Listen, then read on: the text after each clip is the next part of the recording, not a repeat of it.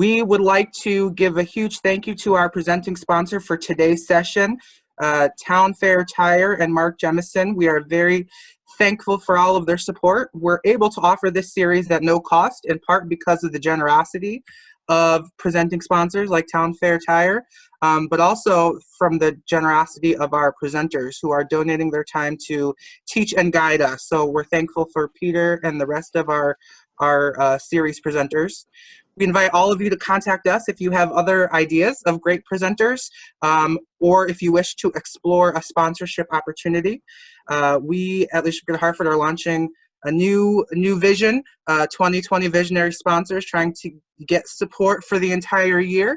So if any of you out there want to continue to support on a greater level, please contact us. We're so thankful for all of our 2020 visionary sponsors who are up on the board, up on your screen right now. We appreciate each and every one of them. Next.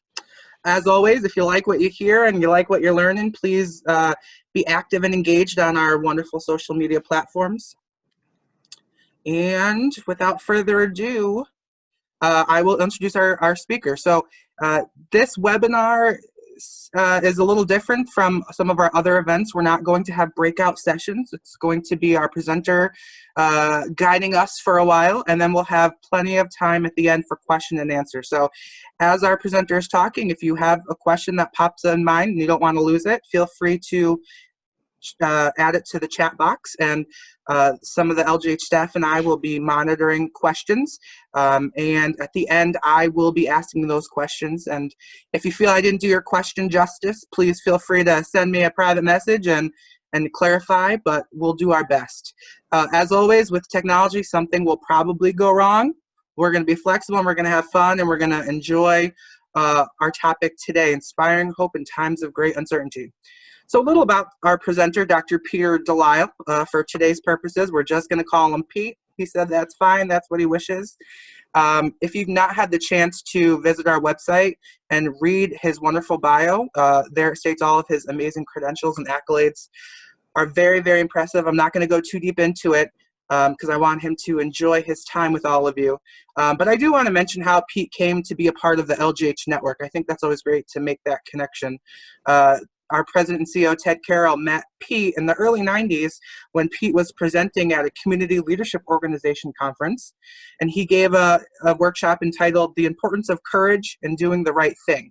And as you'll see today, he is a dynamic presenter. So of course, we call upon him whenever we can to share his stories and expertise with our network. Most recently, helping to guide our Community Policing Leadership Institute. Pete is a great leadership educator, because he's an earnest student of leadership, He's always learning, and he's always trying to find ways to make connections and find extraordinary insights in the most ordinary of experiences. And because he's a brilliant speaker and storyteller, he shares those insights with us in ways that we love to hear and receive those messages. So we're very thankful. We're in for a real treat. Without further ado, I talked enough. Let me welcome Dr. Peter DeLisle. Pete, the floor is all yours. Thank you, Andre, and good afternoon, everyone. Please accept my best wishes for your health and welfare, and that for your family. It's an honor and a privilege to have the opportunity to speak with you this afternoon. And we're going to use a small part of your day to hopefully start a conversation that we can carry forward as we're reflective about these interesting times that we find ourselves in right now. As a matter of fact, welcome to the Age of Discontinuity. If we could go to the next slide. Our biggest issue right now is being able to understand and embrace what's actually happening. And actually what we're seeing now is that our lives have gone from, if you will, relatively simple to extraordinarily complex instantaneously. We're encountering what I'll call massive, unpredicted, or unrecognized change. The old solutions don't work, and we'll be talking about how we might embrace the new solutions, especially as we try to generate a climate for hope in the future. If you just go back and reflect on the past, and someone explained to me once as I was dealing with extraordinarily complex issues professionally, that if we embrace a metaphor, and in this particular case it'd be the metaphor of the icon of passages from Rome, Janus, which is a face looking forward and looking backward simultaneously. I think one of the places we might start right now is to look backward. at perhaps some of the circumstances or situations that you may have found yourself in, or those moments in time that we can reflect on and share where things went from relatively straightforward and understandable to extraordinarily complex, with in fact the entire world changing out from underneath us. Turns out that 50 years ago today, I was in stores on campus and the nation was celebrating the first Earth Day. I think it's ironic and particularly fitting for that to be the case in our conversation today. And I look back on that as a moment in time where the world started to change, or at least we thought it might, for the better. Sadly and ironically, 2 weeks later, on May 4th, 1970, there was a shooting at Kent State University. 4 students were killed, 11 were injured. And that also changed the world because within a day to 2 days later on, more than 1,000 people joined at Kent State, and hundreds of thousands of people started an act of protest, which interestingly and ironically caused colleges to be shut all over the country. So in 1970, the University of Connecticut closed its doors early just because of the complexity we were facing. I mentioned those 2 things because those were the first encounters I had with massive, unpredicted or unrecognized change. And that's when I also started to see that the world was not going to be the same that it was. As a matter of fact, the whole idea of normality really had to pass us by. So I've tried to illustrate this using a very simple graphic. And with your permission, I'd like this to be as conversational as it can be.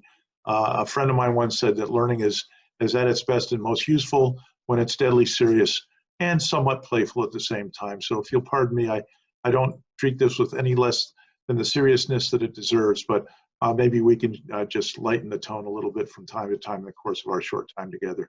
So if we can look at the next slide. This is a slide that was an attempt on my part to try to think about the world as it existed and where I'd seen things go from relatively simple to really complex. So when things are normal and you've got things in control and you know how to do it really well, we call that a no-brainer. But I had occasions in my life where I was surprised, and that would be where the task that I was dealing with went from simple to extraordinarily complex instantaneously. So for example, back in 1983, I thought the shift from paper correspondence to email was going to simplify my life. Little did I know I'd be going from 15 pieces of correspondence a day to 150 pieces of correspondence. That was a surprise. And of course, when we stay in the realm of technology and how social media has affected us and how we communicate, if we think about relationship complexity, I think we all welcomed the advent of social media. Many of us are actively involved in Facebook. It's a terrific way to sustain and affect positive relationships until somebody hacks your account. And then all of a sudden, you're in deep water because we've lost essentially control over something that we had somewhat control over. Now, the world doesn't necessarily operate in those linear extremes. As a matter of fact, more often than not, things happen simultaneously, but they're not quite as complex as what I just described. And that leads us to a point where we're waffling. And you see that crooked line there is kind of a threshold where things that are below the line are stuff that we can deal with because we've sort of been involved in similar circumstances before we could draw from past experience. But when we have massive simultaneous discontinuities between task and relationship, you literally are across that threshold and you just flat out don't know what to do. As a matter of fact, the eminent American philosopher George Carlin, you may know his work from the last century, called that scenario vujade, which means loosely translated, I've never been here before, and it doesn't look at all familiar to me. Matter of fact, I think George Carlin was borrowing from another eminent American philosopher, Yogi Berra, who said, we're lost, but we're making good time. So we're going to talk a little bit about the dilemma of staying below the line and the importance of fully embracing the situation we find ourselves in, which is one, in fact, we've never seen before. If you like maps, on every map that I've ever seen, at the time of exploration, 2 words were on the map, which were terra incognita, which is a way of essentially embracing the fact that this is a place we just don't know what to do. So if we go to the next slide, what I want to suggest to you is that leadership really is the same model, but there are new rules. And just looking at this briefly and then we'll move forward, we really have to understand the socio-technical system. Now, socio-technical system means that the human factors, the people stuff, are just as important as the other things we're trying to embrace. And as a result, I'm going to suggest to you that the relationships with people actually become our task, which is counterintuitive. You can't manage uncertainty. Management is planning, organizing, and controlling. And when you're in a highly ambiguous, discontinuous, and uncertain environment, you can't manage that, but you can lead through it. And some of the most important aspects of leading at this moment in time is that you have to be intellectually honest. Now, what do I mean by intellectual honesty? It means you're honest about being honest, okay? You actually look at the circumstance, the situation, and just strip away any illusions you might have about what's really existing and deal with the problem. Honesty also means telling the truth. I'm reminded of one of my favorite Mark Twain quotes. Mark Twain said, if you never lie, you never have to remember what you said to anybody. He also said, if you always tell the truth, it'll gratify some people and astonish everybody else. So there's wisdom in Hartford, Connecticut, of course. And of course, human compassion is the other critical issue that we must embrace as part of this model of leadership for this discontinuous and complex time. I had the occasion as a young man to listen to a conversation with the last general of the Army, Omar Bradley. And one of the participants in the conversation said, so General Bradley, what do you think is the most important factor contributing to effective leadership? And the general looked at him and said, well, Lieutenant, I think it's human compassion. So if you put that in the context of what he did and the challenges that he faced and the complexity he dealt with, human compassion was the thing that overarched all the work that he did and the decisions that he made. So if we go to the next slide, here's an illustration of the problem that we're facing, and it's a paradox. Normally, when we're trying to deal with a situation, we just go full on with the task. That's that vector that's going up to the left.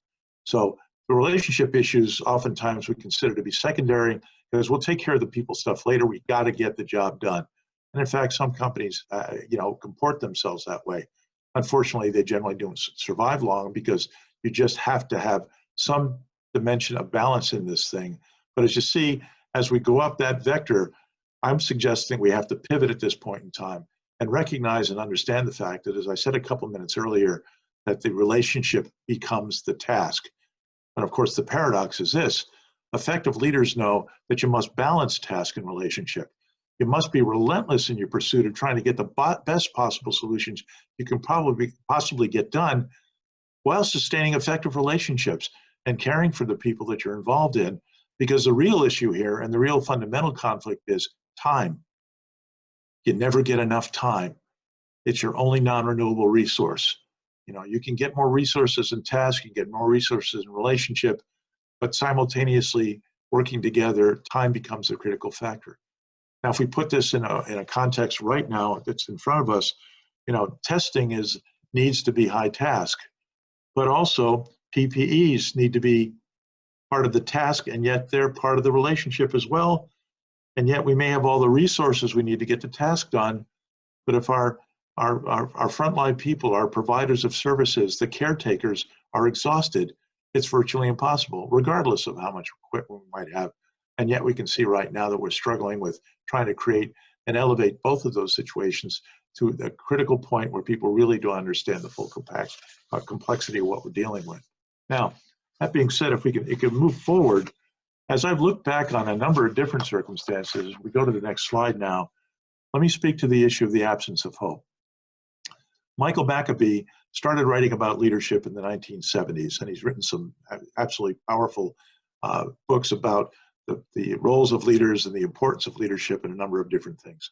One of the earliest works that he did actually talked about a scenario, and he was a cultural anthropologist, so he was studying leadership in the context of its impact on people.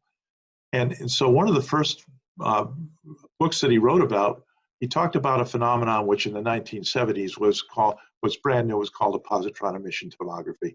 And I know I'm going to be overreaching myself at this point in time because I'm not a medical person, but apparently what Maccabee described was the fact that when they were taking a look at what stimulated people's brain activity, and they show them various images and whatnot, when somebody saw something that was happy, there are certain aspects of their brain would start to demonstrate behaviors.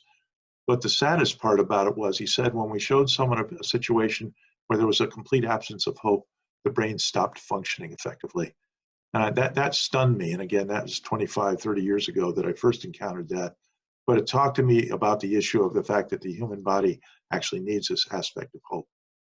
Some of you are undoubtedly familiar with Viktor Frankl and his seminal work called Man's Search for Meaning. And as I read through that thing, it also came back to mind as as I was thinking through our conversation today. Frankl was a survivor of concentration camps, and he went on afterward to write very thoughtfully about the conditions and circumstances that people found themselves in when they were in concentration camps. And the enduring question for him as a survivor was, how is it that some people, and by the way, everyone was in the state of debilitation and harshness, how is it that some people were able to survive and other people essentially let go or gave up?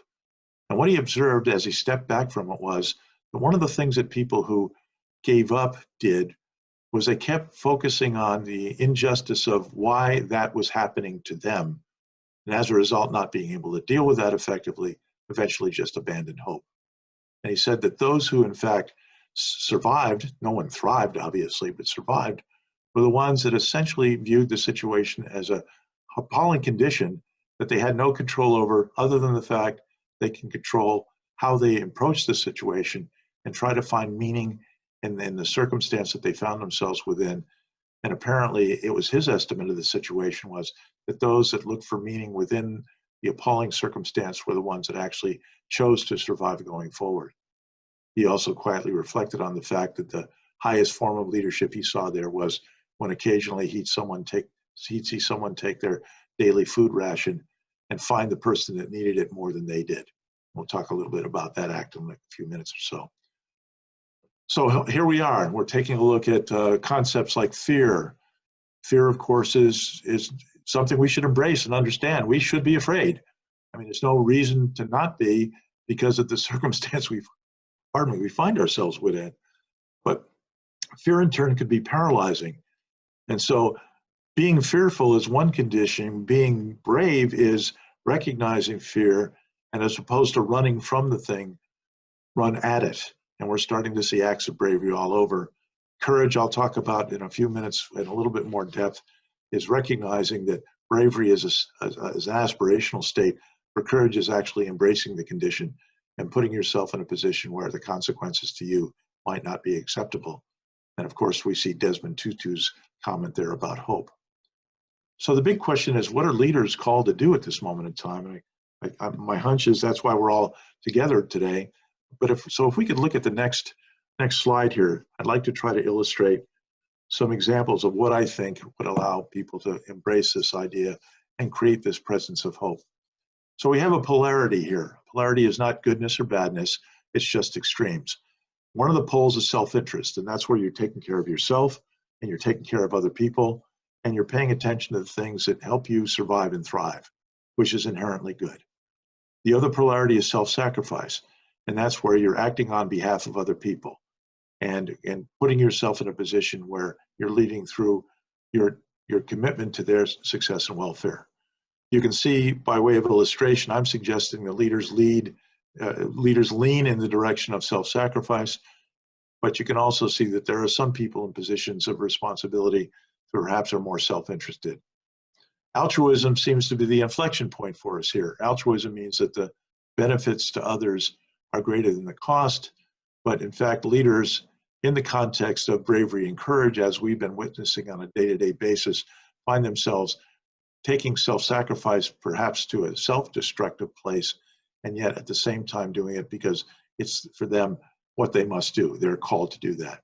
So if we look at the next slide, the critical factor as it relates to self-sacrifice and in fact leadership, as I've looked at this over time, is a phenomenon that's called existential risk. And that means that someone is committed to doing something that they know to be right, even though the consequences to them personally might be acceptable, up to and including being willing to risk and or ultimately give their lives to ensure that the things that are done are appropriate and righteous. So we connect existential risk in the extreme to the idea of fear, bravery, courage, and hope. And if we move forward, looking at our next slide, the acts of leaders take a variety of forms. When I talk about leadership, I try to help people understand it's not about position and it's not about rank and it's really not about power. Effective leadership is about the ability to influence people with or without authority. Now, influencing people with authority means you have legitimate influence, which means you can make decisions and you can apportion resources and a number of other things. You are called to do that. But leading without authority is at least concomitant and equally as important at this critical circumstance, juncture that we find ourselves in right now. And leadership without authority means that it's not formal structure, if you will. There are situations that are outside the norms or outside the established boundaries, or maybe the boundaries don't even exist at this point, like Vujade that I alluded to earlier. And so emergent leadership in this particular case, or leading without authority, is much more difficult to do, but it's much more ultimately effective because the quality of your ideas have to be good enough that people say, that's a good idea, or I trust you, or I believe in the things that you're saying and how we'll move forward. One of the next acts of leaders is something I call making hard decisions. Now, a tough decision is where there is ambiguity and complexity and a number of other things that contribute to it. So you make the best call with what you got. But then that oftentimes leads to circumstances where we have to make a hard decision. And a hard decision is where we recognize that we must do something, and in fact also recognize that in doing so, because we're compelled and it's necessary to make the decision, the consequences to us personally might not be acceptable. And I'm going to suggest to you that an awful lot of people are making an awful lot of hard decisions these days. And that's the foundation of it, as it is tied to existential risk. Perhaps in a little lighter sense, I also have encountered a social construct, if you will, that is embraced by entire culture. And that culture is in the islands of Hawaii. It's called Pono. And Pono essentially means righteous. And just to put that in context, when young men and women go to study in Hawaii, they have to go through an orientation program where they're taught about the culture. And one of the concepts of Pono is this, and that is, we're an off-islander to hear a native Hawaiian say, wait a minute, is this Pono? What that means is everything stops, because it's a signal that everyone should reflect on the fact, is this the right thing to do? Is there righteousness to this particular thing? And a little later on, I'll even show you that they have it on the crest of the state of Hawaii. Two other circumstances that are paramount in the acts of leaders are demonstrating commitment, having a sense of duty. Now, duty is taking responsibility, but it also means you make a moral commitment to the rightness of the outcome. You take an oath, okay? And we see this manifest now on a daily basis with our first responders, with firefighters, with policemen, and with medical professionals that have made a commitment to act, even though it may be absolutely against their self-interest. That's what duty is all about. And then finally, on a larger scale, and something we need to embrace, and this is where we all contribute to it, is an idea of reciprocity. Now, reciprocity in this case means that we recognize that people have rights and responsibilities, and then the leader says, no, everyone's rights, others' rights are now my responsibility. And so they embrace the wholeness of the problem to try to come up with solutions that causes everyone to recognize and realize that there may be opportunities going forward where things will in fact get better. And then finally, leaders have to demonstrate foresight. Now, foresight doesn't mean predicting the future. No one can do that. And obviously, in the circumstance we find ourselves in right now, it is impossible to predict the future. But it means we must take the time now to start thinking about what might happen if. And again, you can't predict the future, but there's an ethic of leadership related to foresight. And that is, if you fail to embrace foresight, start thinking about it, to do the scenario planning, to prepare yourself for uncertainty and ambiguity, that if things unravel, things head in the wrong direction, it's our responsibility, because we should have demonstrated foresight. We must. And as a matter of fact, foresight actually is a manifestation of leader behavior that engenders hope. And that's where we move forward to this idea of trying to embrace hope. Let's move to the next slide if we can, please. I mentioned the state of Hawaii, and there the last word on the crest there is Pono. And of course, only Hawaiians would have a rainbow on their license plates, and somebody was clever enough to snag that license plate. But in fact, Pono is about this reciprocity and this sense of righteousness. Are we doing the right thing? And I'm convinced that those circumstances will enable us to create an environment that's hopeful going forward. If we go to the next slide, there's again a reflection of comments by Viktor Frankl, and you can read that, but I'll do that briefly. Frankl says, we're no longer able to change a situation, we're challenged to change ourselves. Everything can be taken from a person but one thing, the last of human freedoms. to choose one's attitude on any given set of circumstances, to choose one's own way. And then we turn one more to another person who faced and or demonstrated existential risk, helping his culture change dramatically. And Mahatma Gandhi said, what's true of the individual will be tomorrow true of the whole nation if individuals will but refuse to lose heart and hope. And then finally, of course, in my memory of a person that had a significant impact on how America views itself in terms of reciprocity was Dr. King. And of course, his comment is simple and eloquent: out of a mountain of despair, a stone of hope. Now, let me stop right there and ask if there are observations or questions, or if in fact, since I went through this very briefly because our time is precious, if there are things that I could elaborate on or create different perspective. Andre, Thank you. Yes, thank you. I have quite a few questions to ask. Friends, if you continue to have questions, please add them to the chat bar, and I'll ask Karen Santiago to help me keep track of all of that. The first question is, when we re-enter the workplace, what is one key thing leaders need to do to signal that compassion is now critical in business? How can we bring that to light more, the concept of compassion?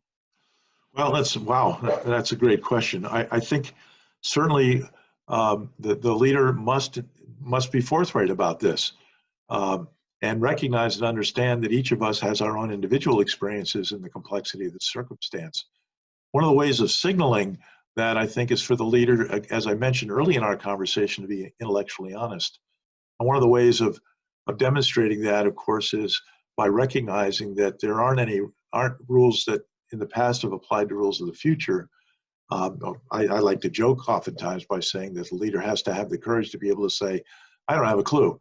I'm fully aware of the fact that I've never seen this situation before, but we'll work it out. And so that creates the environment where people can have a sense of connectedness going forward because of the leader's vulnerability. And then in turn, the leader then can actually have conversations about how people are feeling and the impact of these circumstances, giving them the space to go beyond the normal screen of, if you've got personal problems, keep them at home, to recognize and understanding that all of us have problems that we're dealing with, and that should be part of the conversation going forward. So I think the leader should open up that conversation as soon as people are coming back. The biggest dilemma, of course, is we don't even know what work's going to look like in the immediate and not too distant future. Hopefully that helps a little bit to answer the question. It helped me, so I'm sure it helped others. And so. For those friends on the call, if you have been joining us for our lessons in leadership, talking about culture, you know, those sessions are saying the same exact thing. The leader has to create that space for it to happen, and that's the first step in a lot of it. Another question in the chat box: what's the best way for us as individuals to influence greater empathy to occur from our leaders? Well, that's a difficult question because it starts with the premise that your leaders are empathetic, or at least have the capacity to demonstrate that behavior. And I'm not trying to be in any way disrespectful, but you can make a fairly quick assessment of whether or not the person is inclined to do so. And are they willing to have the conversation about perhaps the vulnerability that empathy creates? Sympathy is feeling sorry for someone. Empathy is feeling sorry with someone.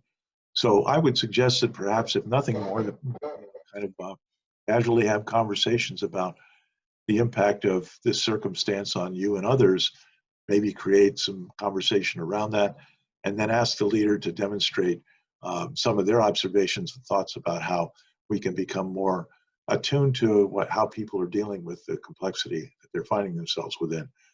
So, you know, the simplest answer to that question is just see if you can open a dialogue with them. In this case, my loose translation of dialogue means that you suspend judgment and you sustain conversation long enough with people that you actually create meaning in their minds, and in this particular case, hopefully in their hearts as well. Thank you. Yeah, I think what I also heard from you too is that the leader has to be vulnerable enough to model the way, to model the behaviors that they want for everyone to demonstrate. So can you talk to us a little bit more about vulnerability? And Yeah, interestingly enough, in preparation this morning, of course, I was looking at newspapers and whatnot, and um, then I saw an article from Thomas Friedman. I don't know what your personal thoughts are about Thomas Friedman. He's a journalist and a commentator at the New York Times in today's op-ed. And he was, it's a very thoughtful article about leadership in these particular times, much more erudite and sophisticated than I am. But he reflected on the fact that apparently when Kofi Annan was asked about what he thought was the most important characteristic or demonstrated trait of leaders, he said humility. Because the person who recognizes their place in the context of the complexity they're involved in and demonstrates a sense of others, if you will, by making it about their needs and their focus on their needs, leading by serving others, if you will, that's an act of humility that actually inspires people as well. It's a So great this point. morning's New York Times.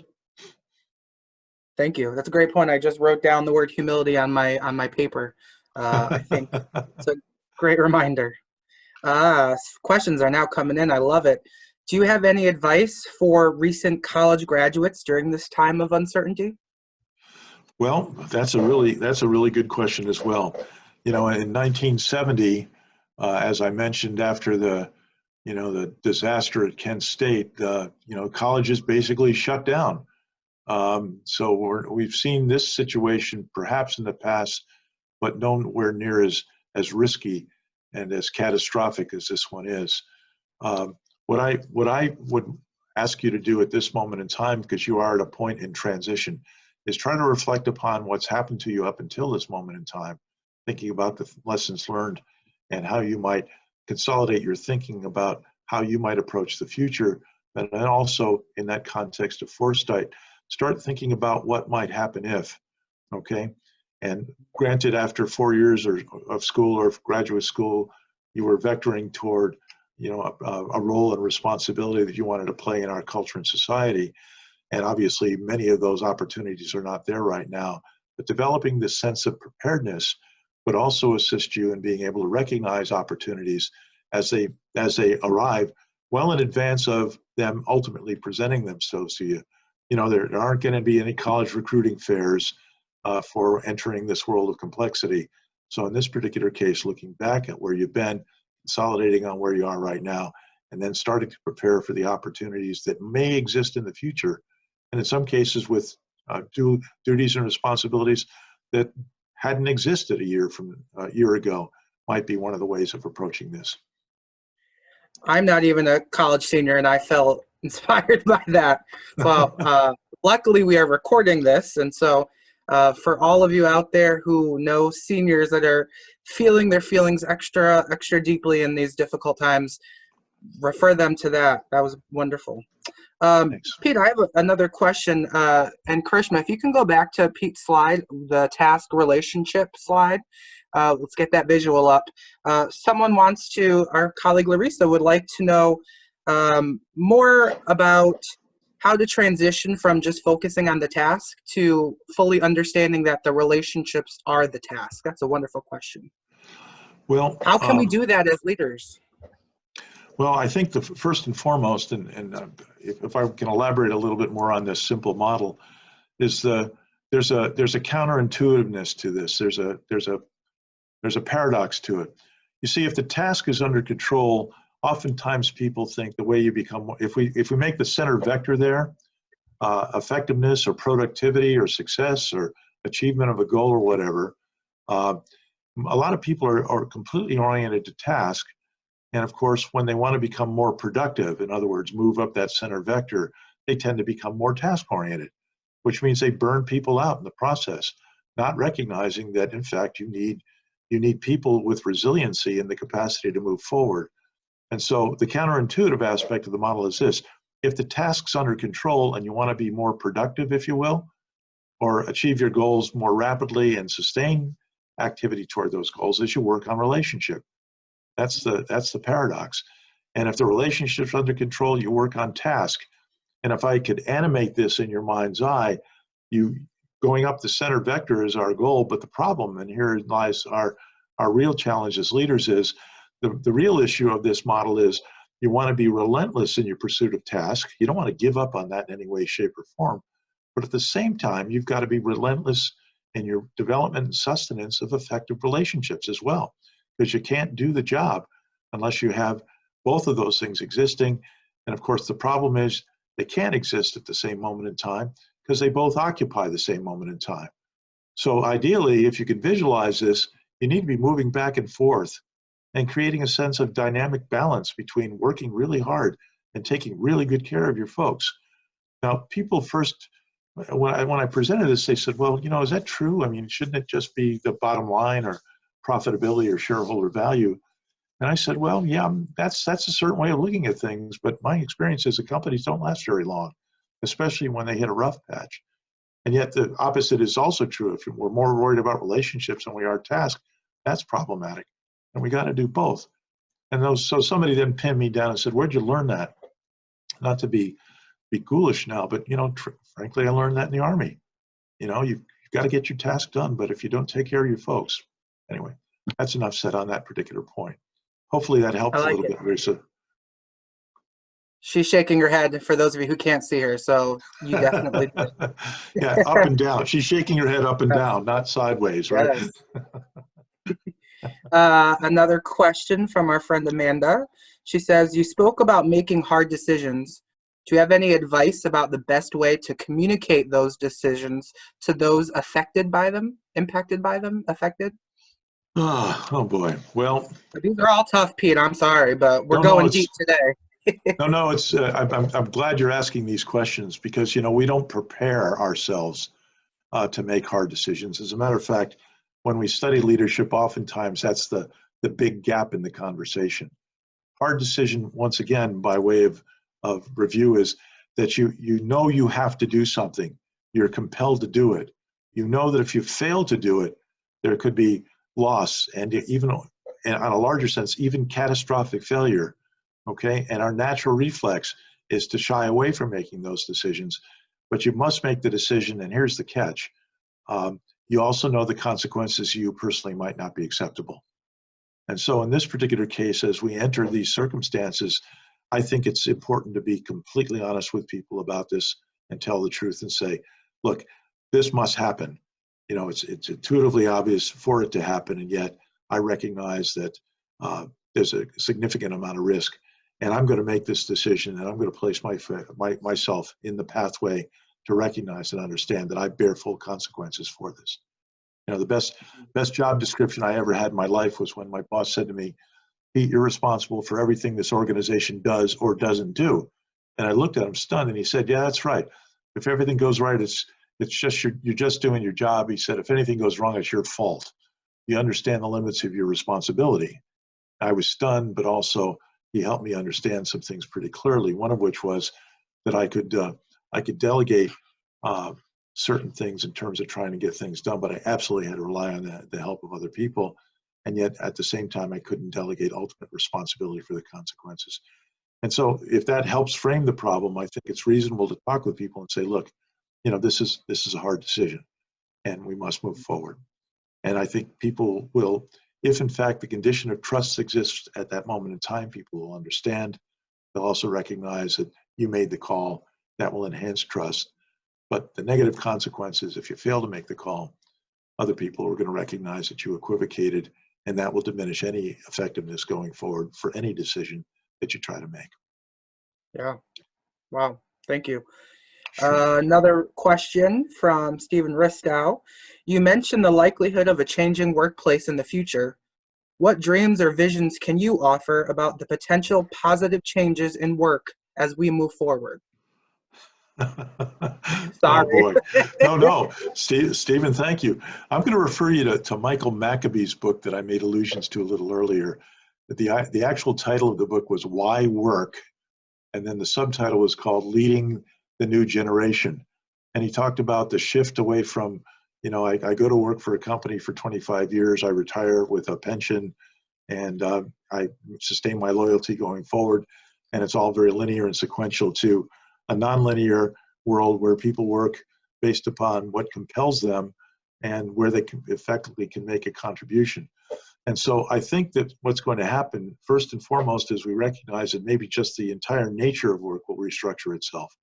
I think we're starting to see some of the elements of that right now with the proportion of people that are able to continue to be successful in their professional endeavors, working remotely, if you will.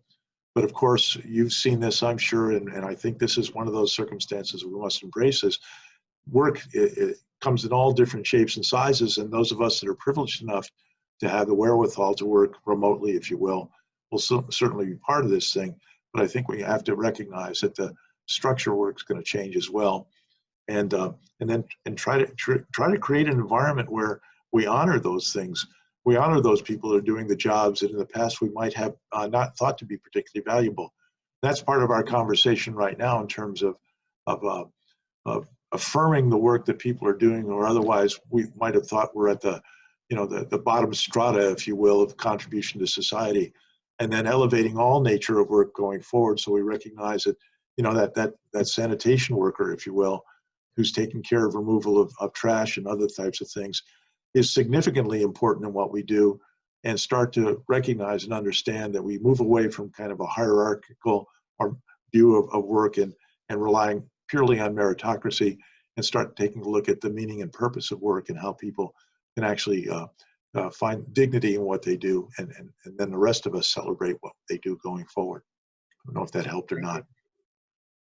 Again, I see many shaking heads, so yes. Before our next question, I just want to give a few announcements. The first is, Pete, these are for you. Someone messaged me that your voice is extremely calming, and this is the calmest they felt in days, so thank you.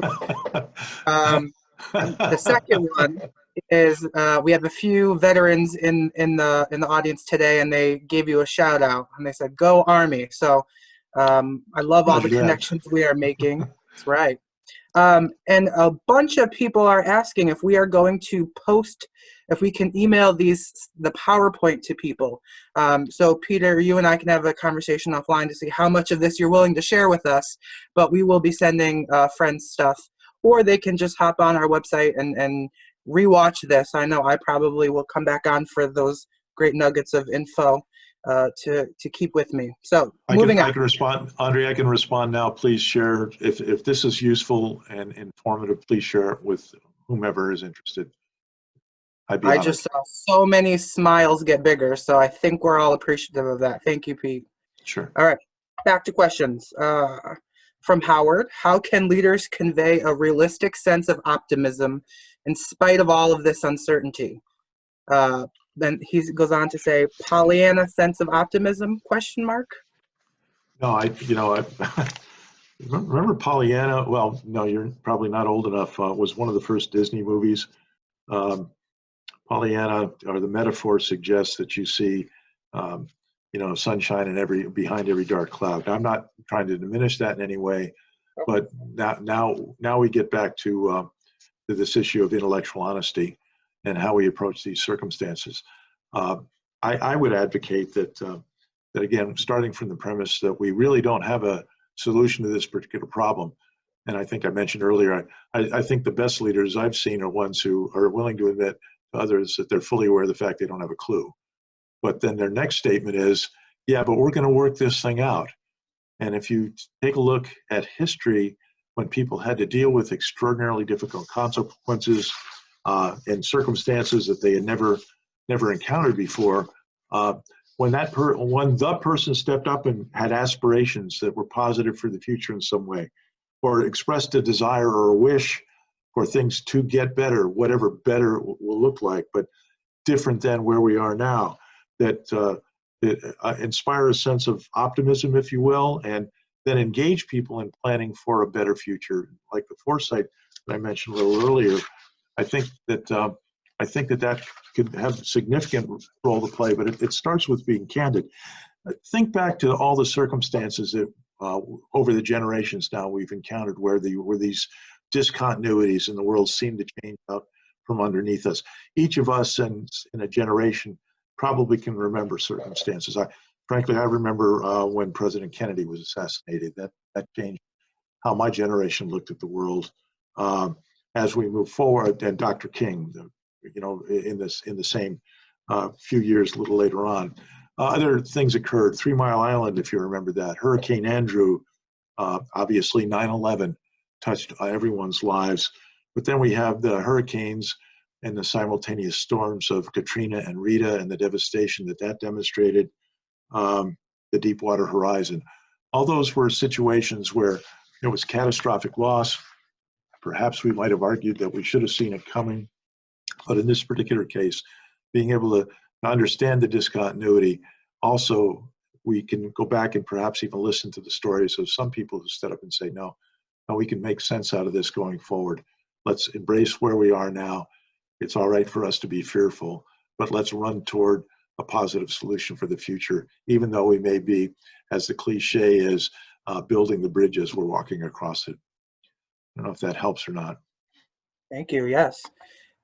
There's a lot of conversation in the chat about needing both courage and humility, and there are plenty of people who are seeking additional resources. So can you, in all of your expertise, do you have any other recommendations for books or people we should follow around the concepts of courage or humility? Wow. Well, if you like to read history, we have a wonderful book written years ago called Undaunted Courage, which is a story of exploration of the journeys of Lewis and Clark, because that's a situation where where things were unfolding every day for them that they had never seen before. Kind of helps the metaphor, if you will.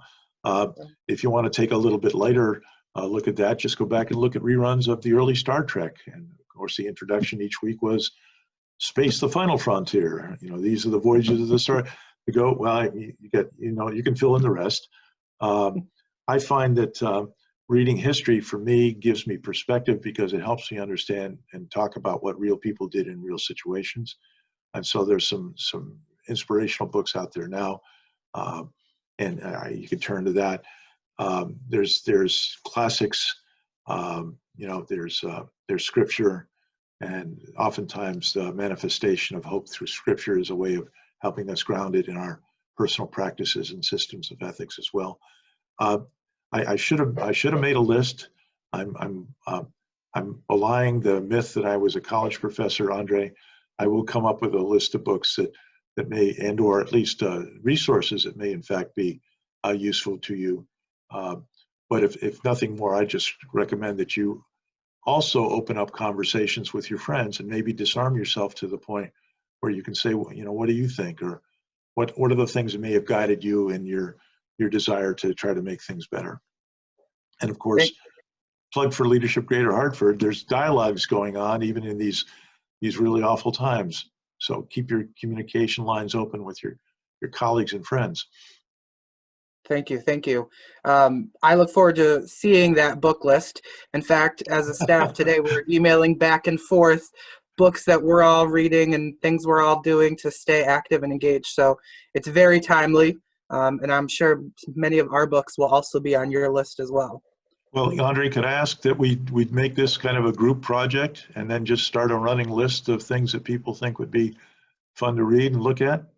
Love it. We will actually post that list on our website, so stay tuned. Our director, Karen Santiago, just sent me a message saying we'll have resources for everyone. So thank you, Karen, and all of our marketing team. Let me see. Other questions. We'll probably have time for one or two more. All right, this one is actually from Karen. Do you think there is new success criteria for companies? So experiencing all that we've experienced, when we return, do you think the definition of success is going to be different in the workplace? And if so, how can we build in that concept of relationship? Well, briefly, the answer to the question is that there must be a difference, because single-dimensioned approaches to running organizations just aren't going to work anymore. And for those people that have subscribed to, and again, I sound like I'm an anti-capitalist. I'm not, but shareholder value, I think, is a myth at this moment in time, because if oil's underwater literally at this point, so the whole economic model is going to have to be rethought, and that's back to there's never going to be a scenario where things are back to normal. Because it'll never happen. So what's the new model going to look like? And some of the things that I would advocate is that we recognize and understand that companies and organizations and work has to be meaningful and purposeful, but companies and organizations need to build themselves for sustainability as well. And I'm afraid what's going to happen here is that those who are most successful will ultimately create the new model, but there'll be an awful lot of other people trying to catch up as fast as they can if they want to stay alive, literally and figuratively. Yeah, thank you. I just got the 5-minute warning on my phone, so unfortunately we have to start to wrap this lunch conversation up. Can we all just give Peter a silent applaud, because I am leaving this meeting feeling energized and excited and more courageous to take on all that we are experiencing as a community. So thank you, Peter. I told you, everyone online, I was not lying when he is an amazing storyteller. And it's just a testament that we still have over 100 people on the call at the very final minutes. That's not quite common. So Peter, you did an excellent job. Thank you for helping us to launch the series. You're getting lots of kudos and praise in the chat box. Keep it coming, friends. A few closing announcements, if we can go to the next slide. Again, we want to thank our wonderful friends at Town Fair Tire for their support. Again, if anyone out there would like to support future sessions, please contact us at any time. Our wonderful 2020 visionary sponsors. Like every organization, we couldn't do what we do or how we do it without the support of our community. And we are very thankful for all of you out there. And this is the first of at least 5. We're hoping to extend. But our next session will be Wednesday, May 13th. And it will be Competence Redefined, your top 3 levers in the new now. We are very excited about what this new now is. We are all finding new and exciting ways to engage and to feel and to connect. So tune in on Wednesday, May 13th. We have Akeem Nowak, who is a success coach, a featured author, a business thinker. Many of you are probably familiar with a lot of his work. He sends